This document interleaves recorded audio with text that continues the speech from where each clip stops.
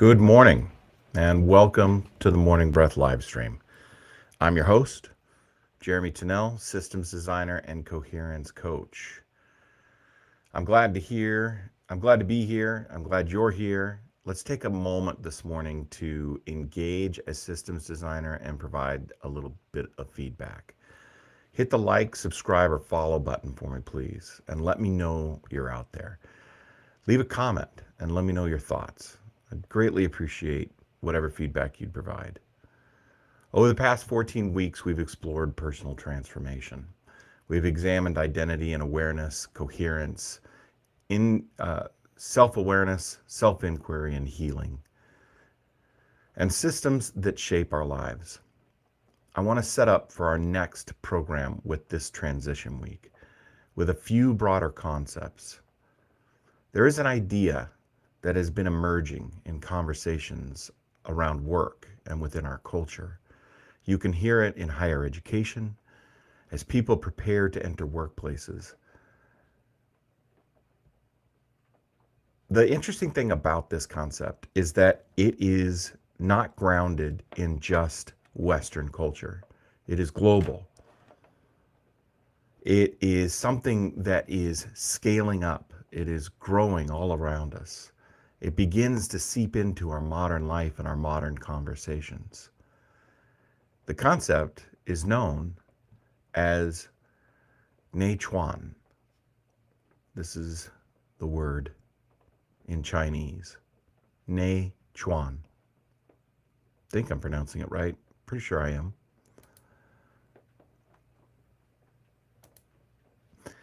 Here's the interesting thing about this concept.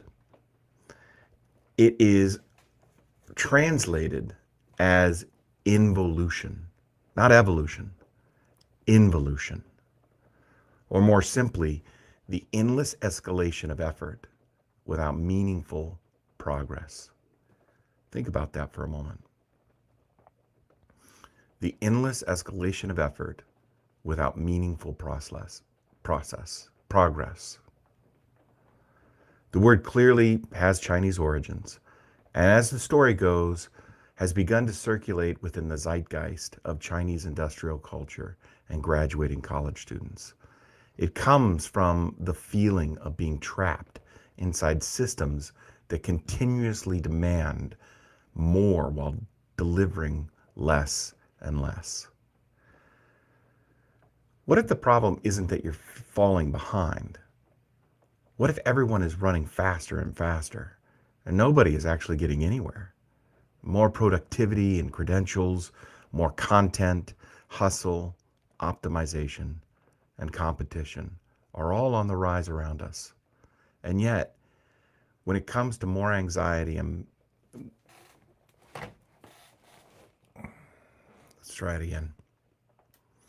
And yet, it comes with more anxiety and burnout.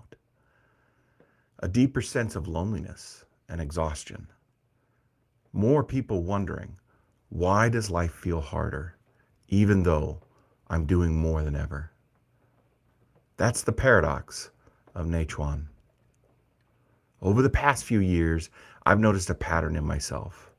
The temptation to constantly do more, create, learn, build, produce. Not necessarily because I was inspired to do so, but because I felt the pressure. As I wrap up this coursework for my PhD program, I didn't start that because I passionately wanted to go and get my doctorate. I would call myself a reluctant scholar. But I realized that at my age and where I'm at, and what I've chosen as a career, as a vocation, that I needed to pursue something more in order to get there. It's this pressure. It's a pressure to keep up, to remain relevant. It's a pressure to compete within systems that never seem to satisfy. And the strange thing is, the harder I push, the less alive it often feels. I know full well effort alone does not create meaning. Activity does not create purpose. And motion is not the same thing as direction. At the same point, I had to ask myself, am I actually moving towards something, or am I simply running because everyone else is running? Neichuan emerged in contemporary Chinese culture as a way of describing the intensifying competition where everyone works harder but nobody gains a meaningful advantage. Imagine a never-ending stadium wave. Everyone stands because everyone else stands. After a while, the appeal of the group action wears off, but it doesn't stop. No one can see better. No one experiences the game any better. And everyone is becoming increasingly uncomfortable. That's Neichuan. In education, students accumulate credentials simply to remain competitive, or degrees because they were told it would open doors, but they're all locked. In work, employees labor longer hours to maintain positions that they already had. Promotions are given in title alone with no greater compensation. Online, creators produce more content to remain visible inside increasingly crowded platforms. The effort increases, the reward diminishes, and eventually, people begin confusing exhaustion with some sort of achievement. The danger of Neichuan is not simply overwork. The deeper risk is that it disconnects us from our own values and lives. When external competition and continual drive become the primary source of direction, we stop asking, what matters? What is enough? What kind of life am I trying to create for myself?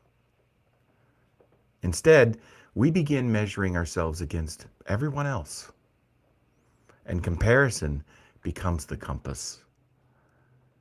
But comparison is a terrible navigator because there will always be someone faster, someone smarter, wealthier, more accomplished, someone with greater visibility or bigger success. If our orientation depends upon comparison, peace becomes impossible. From a systems perspective, Neichuan is not primarily an individual problem. It is a systemic phenomena. Systems create incentives, and people respond to incentives. I'm going to try it again. From a systems perspective, Neichuan is not primarily an individual problem. It is a systemic phenomena. Systems create incentives, and people respond to incentives.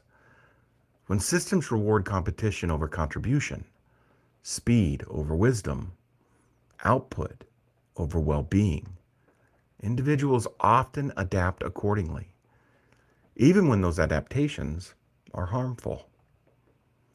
This is why personal transformation alone is insufficient. It doesn't quite complete the path.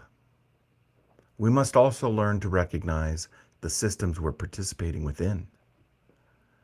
We must become systems competent so we can recognize the traps and snares that we fall into. Because awareness allows us to ask critical questions. Am I choosing this behavior? Or is the system choosing it for me? That question sits at the heart of systems competence. Many modern institutions operate according to hidden assumptions. More is better. But living systems do not operate this way. Nature understands balance through cycles of rest and regeneration. It utilizes limits and boundaries to understand relationship. A forest does not compete with itself. An ecosystem thrives through interconnection, not endless escalation. Perhaps one of the greatest challenges of our time is learning how to move from competition towards coherence, from extraction towards reciprocity, from accumulation towards enoughness. Today, pause and reflect. Pay attention to where Neichuan might be operating in your life. Where are you working harder without moving closer? Where are you chasing expectation that aren't truly yours? What have you confused activity with purpose? Ask yourself, if I stopped competing, would I start cultivating? Because a meaningful life is not measured by how fast we run. It is measured by whether we are moving in the direction of what matters most. Find some time with your journals today. Ask yourself, where in your life do you feel caught in an endless cycle of doing more? What pressures am I responding to? Who benefits from my constant acceleration? And what would enough look like in my life? Let's dive into our breathing practice. And today we're going to spend some time working on awareness. So find yourself a comfortable seat, sit up straight, roll your shoulders, drop them, relax your forehead. Let's take a deep inhale through our nose. Exhale all your breath with a sigh.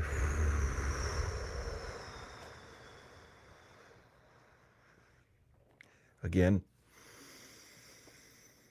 exhale all that breath.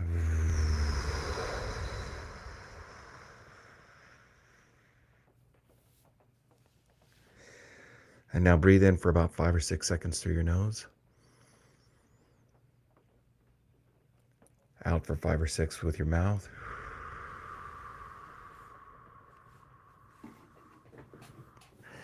Place your hands in your lap.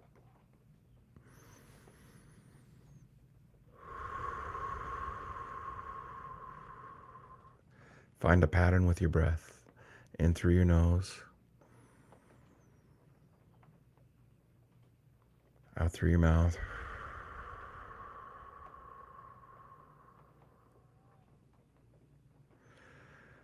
In through your nose. Out through your mouth.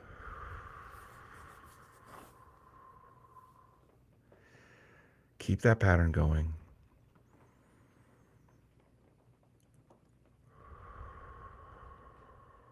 And now let's begin with our awareness by pointing it right where our breath begins.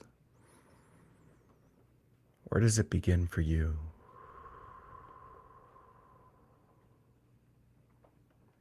Can you feel it beginning when it moves across your upper lip through your nostrils?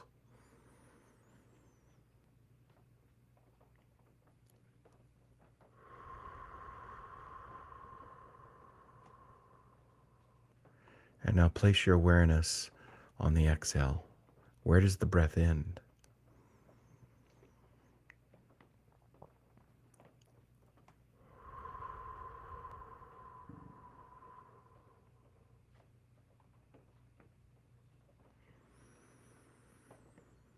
Play with that for a moment as you maintain your breath. Where does my breath begin? Where does my breath end?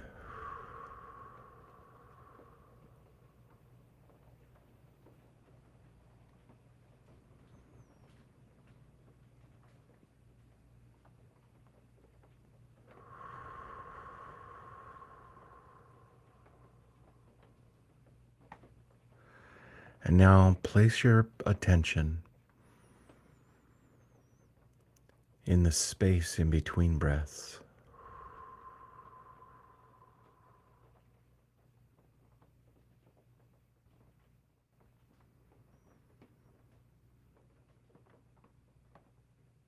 What do you find there?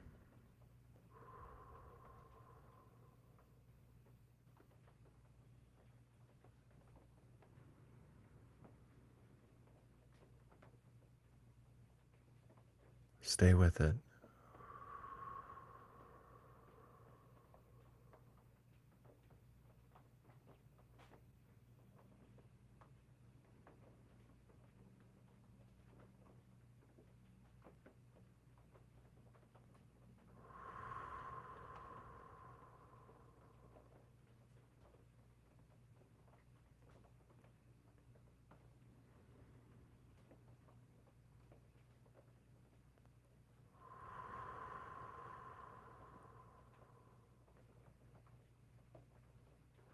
Explore the depth of that space.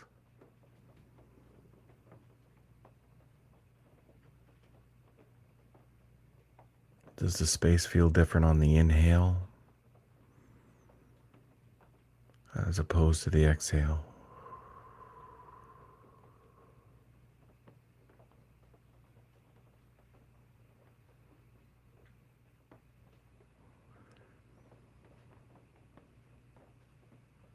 Now place your awareness at the center of your chest.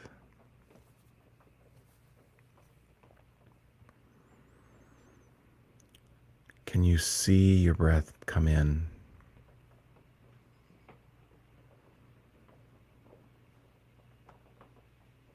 and spiral back out?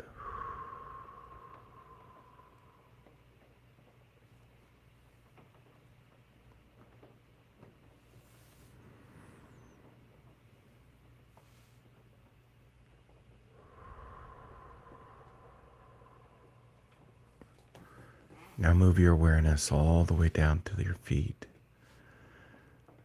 Feel the floor underneath you. Move your awareness all the way to the end, the very tip of your big toe on your right side or your left side. You choose. Can you feel the very end of that toe?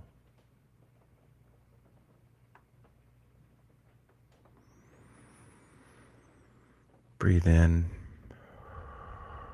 breathe out. Move your awareness all the way back up. Deep breath in. Deep breath out. One more. Come back into this space. Bring your awareness back to here.